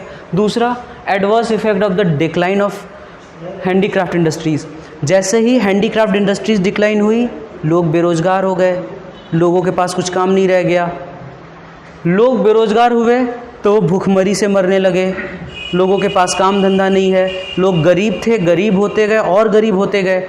कोई इंडस्ट्री नहीं थी कि चलो ये छूट गया, ये काम छूट गया तो दूसरे जगह कर लेते हैं। कोई काम नहीं था, कोई इंडस्ट्री नहीं थी, घर पे बैठे हैं। खेत भी नहीं था, खेत में खेती करोगे तो वहाँ भी दिक्कत, ज़मींदारी व्यवस्था। Lack of capital goods industries, capital good industries नहीं थी, कुछ भी नहीं था। Limited role of public sector, low contribution of GDP, ये सारी बातों पे डिस्कस हो चुका है। फॉरेन ट्रेड कैसा था इंडिया का, मैंने बता दिया। फॉरेन ट्रेड के नाम पर ब्रिटिशर्स ने सीधे सीधे बोल रखा था कि 50%, लगभग 50% तुम लोग प्रोड्यूस करोगे कहाँ? इंग्लैंड को। समझ रहे हो? इंग्लैंड को प्रोड्यूस करो। अभी मैं क्वेश्चन भी पूछूंगा, क्वेश्चंस हैं इसमें। इंग्लैंड को प्रोड्यूस करोगे, और इंग्लैंड को जो प्रोड्यूस करोगे वो भी रॉ मटेरियल प्रोड्यूस करोगे, फिनिश गुड्स नहीं। और वो फिनिश गुड्स बना करके इंडिया में प्रोड्यूस करते थे, और वो भी फ्री, इंपोर्ट ड्यूटी फ्री। वो वहाँ से सामान लाते थे ना, उस पर कोई चार्ज नहीं लगाते थे, इंडिया में ऐसे ही बेच देते थे। ऑब्वियस सी बात है, जो चीज़ आज आपके हाथ में चाइनीज़ मोबाइल क्यों है? What is the reason? Chinese mobile इसीलिए है ना, क्योंकि वो चीपेस्ट कॉस्ट में है। आप इसका सीधा सीधा एक ही मतलब है, हम में से इतने लोगों के पास चाइना मोबाइल है, इसका मतलब वी आर सपोर्टिंग चाइना और नॉट? Mentally not. हम मेंटली चाइना को सपोर्ट नहीं करते, बट इकोनॉमिकली तो सपोर्ट हो गया, जाने अनजाने में तो सपोर्ट हो ही गया ना। जिस मोबाइल से वीडियो रिकॉर्ड हो रही है वो भी तो चाइनीज़ है। इसका मतलब क्या है? इकोनॉमिकली, यानी कि पैसे से तो हमने चाइना को सपोर्ट कर ही दिया। सेम सिचुएशन वहाँ पे भी लागू हो रही थी, जाने अनजाने में। वहाँ के माल सस्ते आ रहे थे क्योंकि वो मशीनों से बने हुए थे, फिनिश गुड्स थे। हमारे यहाँ पे फिनिश गुड्स बन ही नहीं सकते थे। नेक्स्ट, ये फॉरेन ट्रेड के बारे में हो गया। Exporter of the primary products, मैंने बता दिया प्राइमरी प्रोडक्ट्स का एक्सपोर्ट होगा, इंपोर्ट होगा। Monopoly control over the British rules, there was the monopoly over the British control, that Britishers said that only export of the primary goods from the India to the England and the finished goods has been arrived in India without having any extra charges, and then it literally destroys our economy. Okay, so now we are going to the next, drain of Indian wealth during the British rule. Think about it. As I told you, there was a Persian. पहली बार भारत में एक व्यक्ति थे जिन्होंने ये बताया कि भारत का पैसा ब्रिटिशर्स चुरा करके चुरा करके, क्या मतलब डाका डाल करके ले जा रहे हैं। दादा भाई नेहरू जी, उन्होंने किताब लिखी the poverty and British rule in India, and he said कि ये ब्रिटिशर्स हमारे साथ बहुत बड़ा धोखा कर रहे हैं सर, हमारा सामान लूट रहे हैं। क्योंकि ब्रिटिशर्स पूरी दुनिया को कहते थे हम लूट कहाँ रहे हैं, पूरी दुनिया को कहते थे ना, क्योंकि पूरी दुनिया को क्या दिखेगा, पूरी दुनिया को दिखेगा कि जी यहाँ से ये कच्चा माल खरीद रहे हैं, फिनिश्ड गुड्स प्रोड्यूस कर रहे हैं, तो पूरी दुनिया को तो लगेगा कि ये तो यार नॉर्मल बात है, ये तो बिज़नेस है। लेकिन दादा भाई नेहरू जी ने बोला नहीं, it is not business. Business तो तब होता जब आप फेयर और कॉम्पिटिटिव होकर के करते। आपने तो रोक लगा के रखा है कि आप फिनिश्ड गुड्स नहीं बनाओगे। इंडिया में इतने साल से रूल किया, कोई इंडस्ट्रीज़ इस्टेब्लिश नहीं होने दी। फिनिश्ड गुड्स आप प्रोड्यूस नहीं करने दे रहे हो, दूसरे देशों में नहीं बेचने दे रहे हो। दादा भाई नेहरू जी ने बताया, उन्होंने बताया कि अगर यही चीज़ें इंडिया में हुई होती तो इंडिया में इतना ज़्यादा डेवलपमेंट और ग्रोथ होता, इतना पैसा होता, इतनी प्रॉस्पेरिटी होती। हमारे सारे वेल्थ को, हमारी सारी प्रॉस्पेरिटी को इन ब्रिटिशर्स ने लूट लिया। This is called the brain drain, sorry brain drain नहीं, drain of wealth. Brain drain तो अलग चीज़ होती है। ब्रेन ड्रेन का मतलब होता है तुम यहाँ पे पढ़े, बहुत बड़े इकोनॉमिस्ट बन गए, तुमने बोला अब अमेरिका जाएंगे, अमेरिका में काम करेंगे। जब इंडिया में पढ़ा हुआ व्यक्ति दूसरे देश में जा कर के काम करता है और उस देश की डेवलपमेंट का हिस्सा बनता है, उसे कहते हैं ब्रेन ड्रेन। ब्रेन का ड्रेन हो गया, चला गया। और वेल्थ ड्रेन का मतलब होता है जब यहाँ पे कोई चीज़ प्रॉस्पेरिटी आने वाली थी, यहाँ पे पैसा आने वाला था, वो चीज़ दूसरे जगह पे चला जाए, यहाँ पे आ सकता था, उसे कहते हैं ड्रेन ऑफ वेल्थ। ठीक है, नेक्स्ट। एक इस चीज़ में एक चीज़ ने कहते हैं ना कि सपोर्ट कर दिया। ब्रिटिशर्स लूट करके तो ले ही जा रहे थे, लेकिन एक रास्ता मिल गया। ये इंडिया का मुंबई पोर्ट है। मुंबई पोर्ट से जब आप इधर जाओगे तो ये जो जगह है जहाँ पे मैं हाथ रख रहा हूँ, इस जगह को कहते हैं सऊदी अरेबिया। यहीं पे नीचे है गल्फ़ ऑफ ओमान, ये ओमान की खाड़ी है, ये वाला चीज़। ये जो जहाँ पे 7200 लिखा है ना, यहाँ पे गल्फ़ ऑफ ओमान है। ये ओमान से ओमान है कि अदेन है, गल्फ़ ऑफ अदेन या ओमान है, देखना पड़ेगा एक बार। Once again I have to see it. Gulf of Aden है। ये देखो, यहाँ से ये जब यहाँ से जाता था तो इसको ना ऐसे नीचे से घूम करके जाना पड़ता था लंदन। ठीक है, लंदन यहाँ नीचे से घूम करके इधर साइड आना पड़ता था। लेकिन अब इन्होंने क्या किया, यहाँ तक तो पानी था, यहाँ पे ज़मीन थी, पूरी ज़मीन थी। इन्होंने क्या किया, ये किसका हिस्सा है? अच्छा, ये ज़मीन थी, ये देश किसका है? ये देश है इजिप्ट, मिस्र। एक ऐसा देश जिसके दो नाम, हिंदी में मिस्र, अंग्रेजी में इजिप्ट। इसको कहते हैं सिनाई प्रांत। ऊपर का प्रांत सिनाई कहलाता है इजिप्ट का। इस जगह पे इन्होंने क्या कर दिया, एक नहर बनवा दी, बड़ी सी बड़ी चौड़ी नहर बनवाई। इस कैनाल को कहते हैं स्वेज कैनाल। यहाँ तक तो पानी था, अब इससे आगे ये देखो, ये रेड सी है, ये मेडिटेरेनियन सी है। यहाँ पे जैसे ही नहर बनी, ये नहर बनी थी 1869 के करीब, 1869 में, 1869 में ये नहर बनी। और इसे इंसानों ने खोद करके बनाया है। सोचो, एक समुद्र को दूसरे समुद्र से मिला दिया इंसानों ने। ये तो मुझे देखना पड़ेगा दोबारा एक बार। नहीं यार, 1000 किलोमीटर नहीं है, नहीं उतना लंबा नहीं है। ये देखो, ये जो है ना, ये इजिप्ट का पूरा पार्ट है, ये पूरा पार्ट इजिप्ट का है। ये इस जगह का नाम पता है क्या है? इस जगह का नाम पता है क्या है? पता करके आना। दुनिया में वैसे मैं बता देता हूँ, पता करना। बिरताविल। ये तुम्हारा आउट ऑफ सिलेबस है, बट मैं तुम्हें इंटरेस्ट लाने के लिए बता दे रहा हूँ। इस जगह का नाम है बिरताविल। हाँ, इस जगह को इजिप्ट बोलता है कि जी हमारा नहीं है, मैं नहीं लूँगा। अब सोचो, तुमको कोई ज़मीन मिले, तुम लोगे कि नहीं लोगे? इजिप्ट बोलता है हम नहीं लेंगे, और ये जो नीचे है वो देश बोलता है कि जी हम नहीं लेंगे। सूडान है नीचे, नॉर्थ सूडान। अब ये क्यों, वो कभी और बताएंगे, बट बिरताविल के बारे में पता करना। ये इजिप्ट का प्रांत है। इस इजिप्ट के प्रांत में इस इजिप्ट ने क्या किया कि यहाँ पे एक नहर बनाई जिसे स्वेज कनाल कहते थे। तो अब रास्ता जो है ना, रास्ता बड़ा इजी हो गया। पहले इतना मुड़ करके जाते थे, अब यहीं से पहुँच जा रहे हैं। ये जो मुड़ करके जाते थे तो यहाँ पे 12,300 मील की दूरी तय करनी पड़ती थी। यहीं से जा रहे हैं तो 7,200 मील की दूरी तय करनी पड़ रही।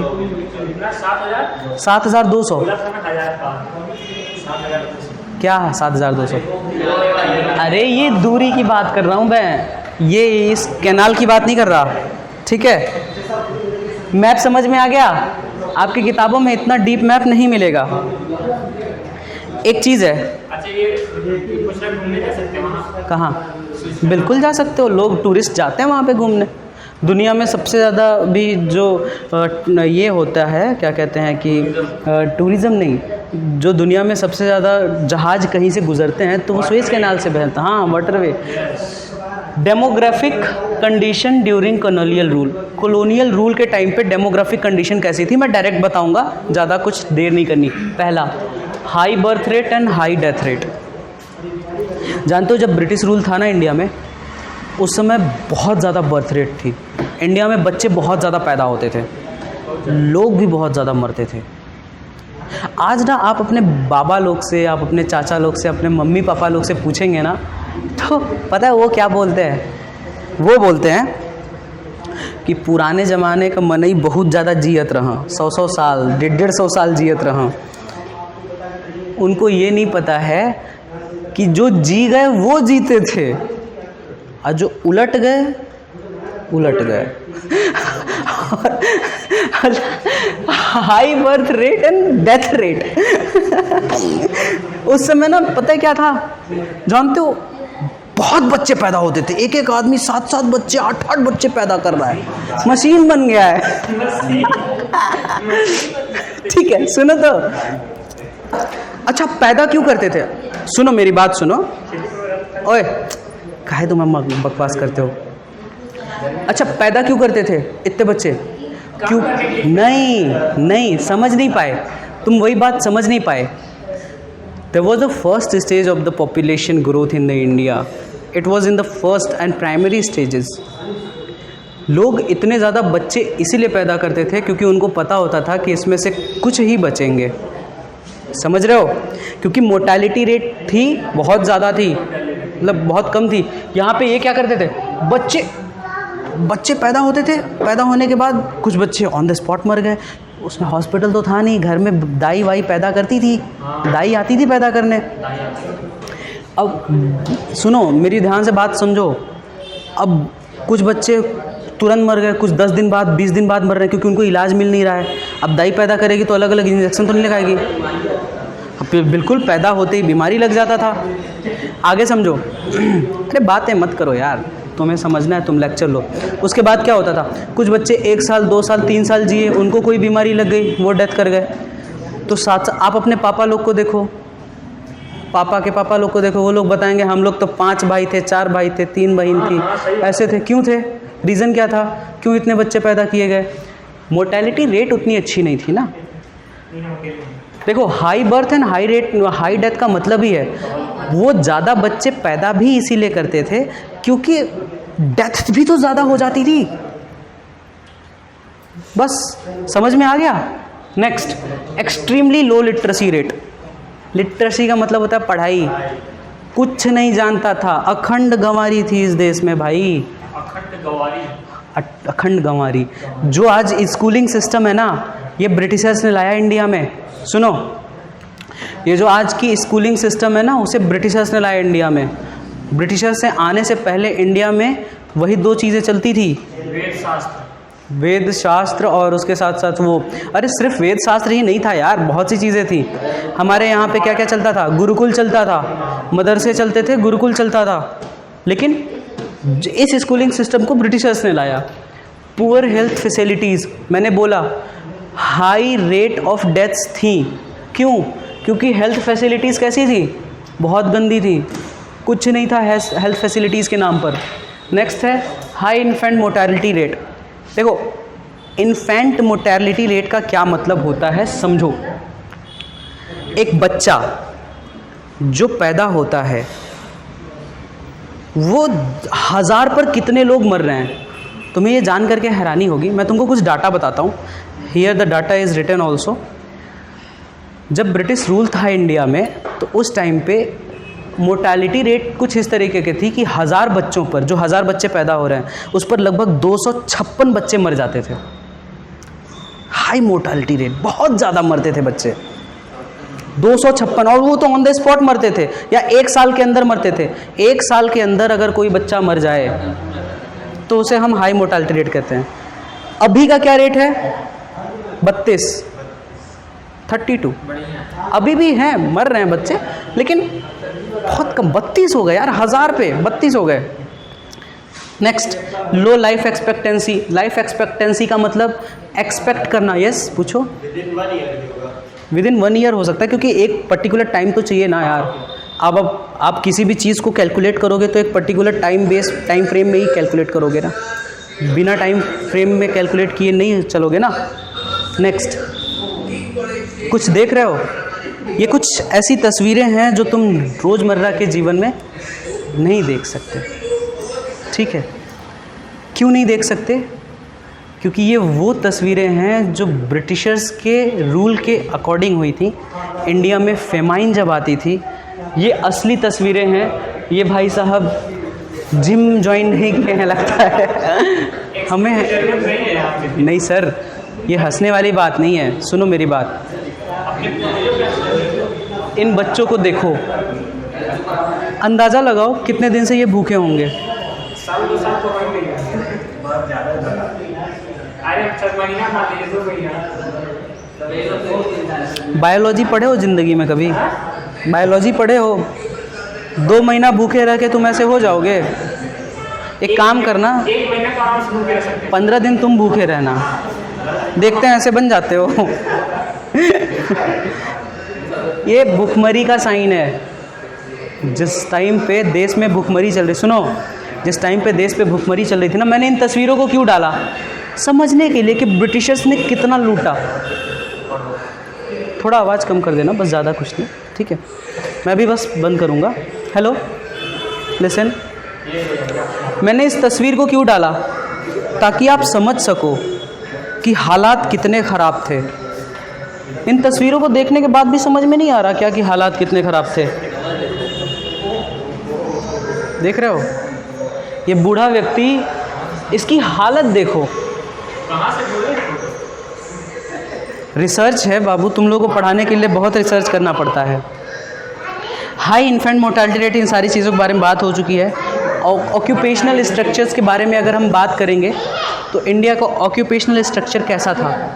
एंड ऑक्यूपेशनल स्ट्रक्चर इंडिया का ये था कि सब हो चुके थे बेरोजगार। अब इंडिया में जो देखो क्या कहता है, occupational structure refers to the distribution of work persons across the primary, secondary and tertiary sectors, the economy, so all the productions itself in the economy ground into 3 broad sectors.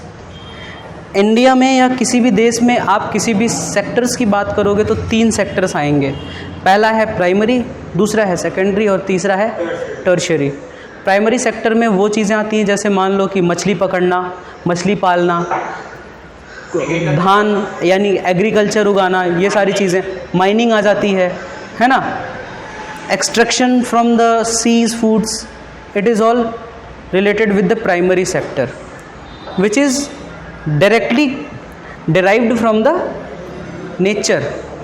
Okay, the second is secondary sector. जब primary sector के माल को, जब primary sector की चीज़ों को finished goods में change करके बेचा जाता है तो उसे हम सेकेंडरी सेक्टर कहते हैं। और तीसरा आता है टर्शियरी सेक्टर। टर्शियरी का मतलब होता है सर्विसेज, बैंकिंग हो गई, इंश्योरेंस हो गया, ट्रांसपोर्टेशन हो गया, ये सारी चीज़ें किस में आती हैं? टर्शियरी सेक्टर्स में आती हैं। नेक्स्ट, और कुछ चीज़ों के बारे में समझते हैं।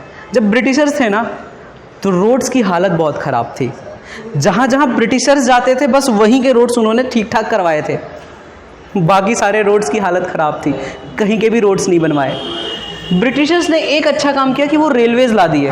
आप बताओ, मैंने कहा दिया कि अच्छा काम किया। क्या ब्रिटिशर्स ने रेलवेज़ को लाने के बाद अच्छा काम किया या ख़राब काम किया? अच्छा ही बुरा नहीं, बुरा नहीं किया, अच्छा किया। बहुत बुरा काम किया। लेकिन कुछ नहीं, सुनो मेरी बात सुनो, लिसन। ब्रिटिशर्स ने रेलवेज़ को ला करके बहुत बुरा काम किया, लेकिन उसमें हमने अच्छाइयाँ निकाल ली। समझ रहे हो?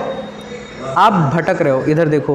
ब्रिटिशर्स ने बहुत बुरा काम किया, लेकिन हमने उसमें अच्छाइयाँ निकाली। क्या क्या निकाली? देखो समझो, जब रेलवेज़ आया तो जो माल एक जगह से दूसरे जगह नहीं जा पा रहा था, मान लो बंगाल से माल उठाना है और तमिलनाडु पहुंचाना है, तो या तो जहाज़ के थ्रू पहुंचाओ या तो फिर वाटरवे कहाँ था इंडिया में बे, जहाज़ के थ्रू डायरेक्ट समुद्र से समुद्र से या तो फिर रोड के थ्रू पहुंचाओ।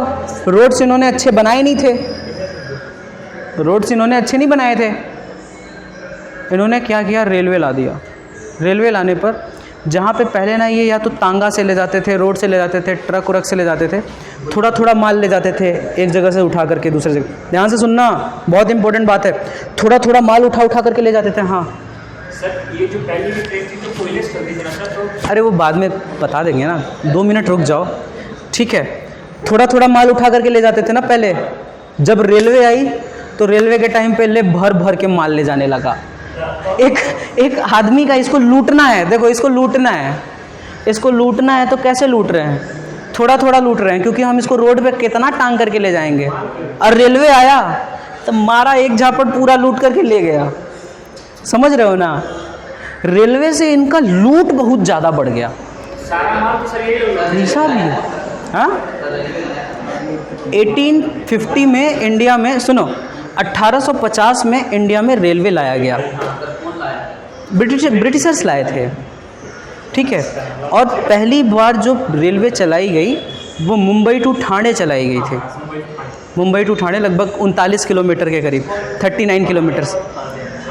ठाणे देखो, लैंग्वेज का फ़र्क है। हम थाने कहते हैं, हम क्या कहते हैं? थाने। वो थाने नहीं है, वो ठाणे है। ठाणे। अब इसको किस में कहा जाता है? इसको आप देखो, हम तो लखनऊ कहते हैं, लेकिन स्पेलिंग इंग्लिश में क्या देते हैं? लखनऊ। किसका फ़र्क है? लैंग्वेज का फ़र्क है। ठाणे जो है, ठाणे वो उसमें है मराठी लैंग्वेज में। मुंबई से जैसे बोलते हैं ना, बम्बई पहले नाम था, अभी मुंबई नाम रखा गया है। अरे लिसन यार, तुम लोग बात कर रहे हो, ये लेक्चर्स रिकॉर्ड हो रहा है, तुमको शर्म नहीं आ रही है? नेक्स्ट, रेलवेज़ लाए तो समझ गए ना, रेलवेज़ के आने पे लूट बढ़ गई। लेकिन लूट तो बढ़ी, एक जो अच्छी चीज़ आ गई वो क्या आई? जो बंगाल में है, जो बंगाल में आदमी बैठा है, वो बोला चलो दिल्ली चल के देखते हैं। बंगाल से दिल्ली आया, देखा साला बंगाल में भी हालत ख़राब, दिल्ली में भी हालत ख़राब। दिल्ली से वहाँ गया तमिलनाडु, उधर भी हालत ख़राब। तो इससे ना पॉलिटिकल लीडर्स बढ़ गए, एक दूसरे जगह पे लोग जा कर के अपनी प्रॉब्लम बताने लगे।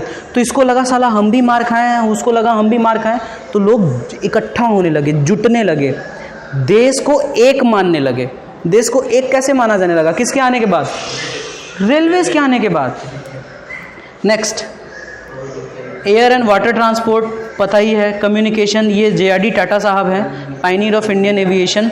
इंडिया में इंडियन एविएशन इन्होंने ही शुरुआत की। आपको पता होना चाहिए, भारत में पहला जो पायलट थे, पहले पायलट JRD टाटा ही थे, भारत के पहले पायलट। नहीं यार, JRD टाटा साहब कहाँ जिंदा हैं? Reasons for industrial development, sorry infrastructural development. ध्यान सुनो ना इधर बात। Reasons for infrastructural development, infrastructural, इसको पढ़ लेना यार, मैं इसको क्या बताऊँ इस बहुत ज़्यादा।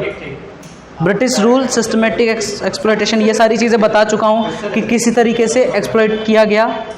Positive contributions of British rule, देखो पता है, जैसे self sufficiency of food grain production, commercialization बाद self sufficiency of food grains production हो गया। Better mass productions, check on famines. Check on famines कैसे हुआ? मतलब सूखा पड़ा है, लोग, ट्रेन आया, रेलवेज आई, लोग बंगाल में सोच रहे हैं कि बंगाल में सूखा पड़ा है, चलो तमिलनाडु चल के देखते हैं वहाँ भी सूखा पड़ा है कि नहीं पड़ा है। तो जब तमिलनाडु में सूखा नहीं पड़ा तो उन्होंने बताया कि जी हमारे बंगाल में सूखा पड़ गया, वहाँ पे लोग भूखे मर रहे हैं।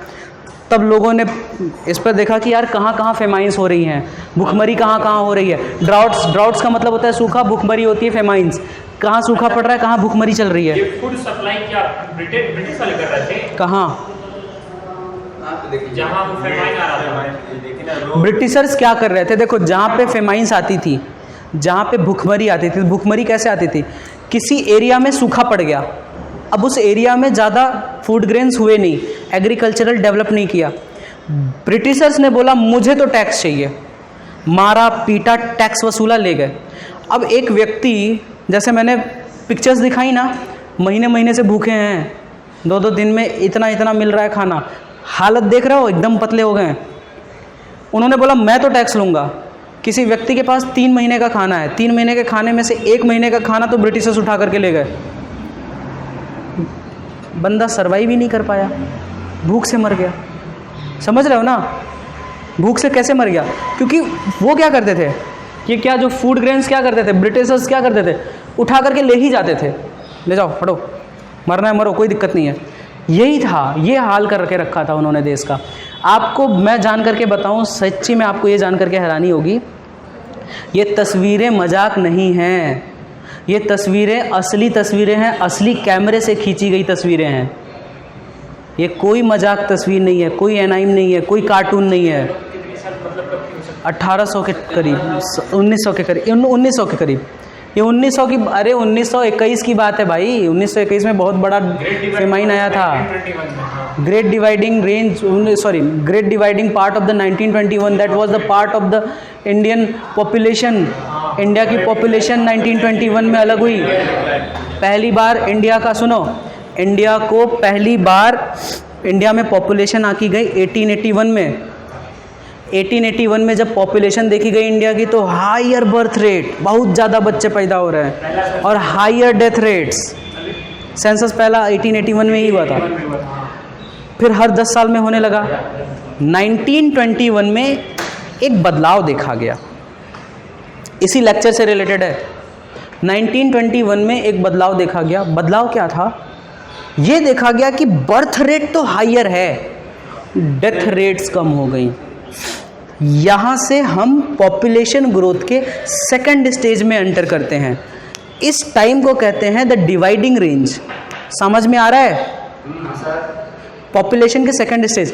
देखो, पॉपुलेशन का पहला स्टेज क्या होता है? आप अभी देखोगे कि इंडिया की पॉपुलेशन दुनिया की नंबर 1 पॉपुलेशन बनने जा रही है। आफ्टर चाइना नहीं, अब चाइना को हम ओवर बीट कर रहे हैं, बीट कर रहे हैं। समझो क्यों, ध्यान से सुनो। पॉपुलेशन ग्रोथ के कई स्टेजेस होते हैं। पहला, high rate of birth, high rate of death. इधर देखो, उधर ध्यान मत दो। High rate of birth, high rate of death. दूसरा, high rate of birth, low rate of death. तीसरा, तीसरा हाईएस्ट बर्थ रेट और लोएस्ट डेथ रेट। और चौथा होता है फिर, बरोबर नहीं, चौथा होता है stagnant birth rate and lower berth rate, lower death rate. स्थिरता की ओर, लेकिन डेथ रेट लोअर होगी, बर्थ रेट भी लोअर होगी। क्यों? क्योंकि तब सब जानकार हो चुके होंगे, सब 1 बच्चे 2 बच्चे पैदा करेंगे, इससे ज़्यादा पैदा नहीं करेंगे। Next, reasons for interest. आगे देखते हैं यार, ये सब तो पढ़ लोगे ना। State of Indian economy and the eve of the independence बता चुका हूँ। क्वेश्चंस देखते हैं। पहला क्वेश्चन, यहाँ पे पहला क्वेश्चन पूछ रहा है, चलो। क्या, क्यों? अच्छा, ठीक है, ओके, थैंक यू।